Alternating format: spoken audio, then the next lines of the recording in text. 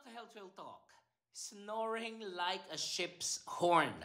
Mga ka-Health Trail Talk, pag-usapan natin ang paghilik na parang tunog ng barkong aalis sa pier. Totoo, nakakatawa minsan pakinggan pero seryosong kondisyon po ito na dapat pagtuunan natin ng pansin. Bakit nga ba malakas ang hilik ng iba? Airway obstruction. Kapag barado o masikip ang daanan ng hangin dahil sa taba sa leeg, tonsils o baradong ilong, lumilikha ng vibration na nagiging malakas na hilik. Obstructive sleep apnea. Ito ang maseryosong anyo. Hindi lang basta hilik kundi humihinto pa ang paghinga ng ilang segundo habang natutulog. Kaya parang tunog barko ang hilik. Biglang hihinto tapos biglang sisipol ulit ng malakas. Delikado ito dahil nagdudulot ng high blood, stroke at heart attack. Lifestyle factors. Pag-inom ng alak, bago matulog, paninigarilyo, sobrang pagod at pagtulog ng nakahiga ng diretso o supine position ay nagpapalala ng hilik. Obesity at neck circumference. Kapag mataas ang timbang, mas naiipit ang daanan ng hangin.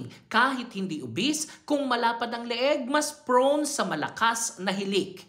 Ano ang epekto? Hindi lang ito nakakagising ng katabi, kundi nakakaapekto sa quality ng tulog ng mismong naghihilik. Nakaka-lead sa daytime sleepiness, irritability, memory problems at poor work performance. Kung may obstructive sleep apnea, risk na sa sudden cardiac death habang natutulog. At ano ang pwedeng gawin? Magbawas ng timbang kahit 5 to 10% weight loss ay malaking tulong na. Iwasan ng alak at yosi lalo na bago matulog. Matulog ng nakatagilid imbes na flat. Gamitin ang CPAP machine kung diagnosed with sleep apnea. Magpa-check up sa ENT o sleep specialist kung grabe na ang paghilik. Kung ang hilik mo ay parang ship horn, hindi ito normal at hindi lang simpleng nakakaistorbo. Senyales ito na baka may seryosong problema sa kalusugan.